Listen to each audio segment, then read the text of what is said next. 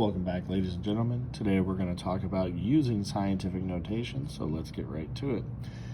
All right, so here's an example, ladies and gentlemen, of when we are going to force math because we're in an academic setting. In other words, this is truly a question, not that you would have to do any of these, because you could literally take 10 million minus 878, and there's a couple of tricks we could do. As a matter of fact, one trick I would do is, here we have 3 digits, so I need those same 3 digits to be able, but 2, 3, if I did just 3, 1, 0, 0, I'm actually a digit short from being able to do this. Now I can subtract. Now I like to count up, so it's actually going to take, 2 to get to 0, and that's another 2 because I carried, and then it would just be 122. So 122, and then I have to look here that I had zeros and I had those zeros, so I would just have to put those back. So it would take 1,222,000. Now I can answer this. Now I can use this to find the answer. There's a couple other ways that I could have done it, but I think this might be the easiest. By the way, I'm going to go ahead, there's my other pen. So just so we know, this was always here. 8, 7, 8, 0 and 0 go there, commas go there, and there, 1, 2, 3, 1, 2, 3. Those were always there. I just didn't write them down until I had to at the end. So the question is, how do I actually turn this number into scientific notation? Instead of turning both numbers into scientific notation, worrying about subtracting and blah, blah, blah, blah, blah, we're not going to do that. We're just going to take our answer here.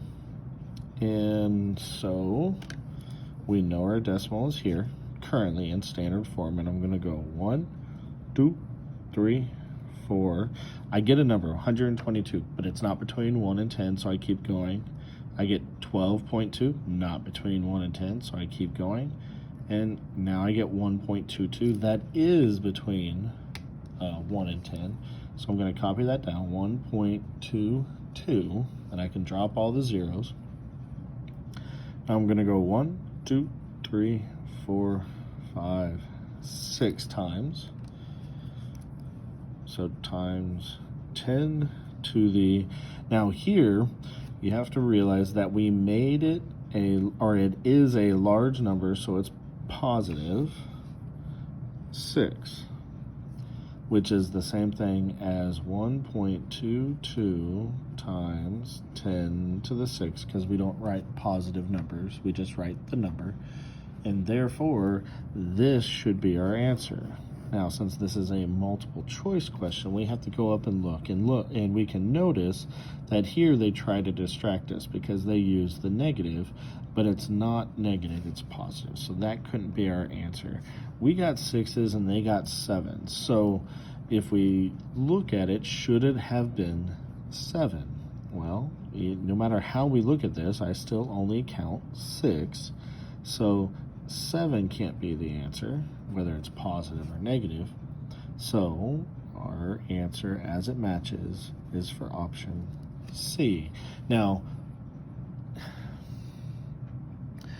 there's a few things we still need to remember. Remember, Mr. Spees used a little shortcut with zeros to kind of drop those zeros off, wrote my 878 down, and then in order to go to the same decimal place or digit, and that would be 1,000. So 1,000 minus 877. I counted up because 2 more would have made 10. Carry the 1 would have made this 8. 2 more would have made 10. Well, carry the 1 would have made this 9. So 1 more made it that 10. Now, after that, I just put all my zeros back in, and because they were always there, just because I didn't look at them in order to get the 122 doesn't mean that I needed them in the first place, but I do need them to realize how big that number is. I put them back in, counted how many times I moved my decimal place. I moved them 6 times to make it larger. So 6 times to make it larger. And therefore, when I rewrote it, 1.22 times 10 to the 6th, which was option C. Now pause the video and copy what is on your screen into your notebook. Now that you're back, anytime you have to rewatch the video for clarity or to remember something, you need to write what you picked up into your notes. Use arrows, circles, shapes, pictures, doodles, memes. Doesn't matter what it is, GIFs would be a little bit hard. But whatever else you use, put them into your notes to make them yours. Last, ladies and gentlemen, when we're learning, it's about understanding the process, not about finding an answer. We'll see you tomorrow.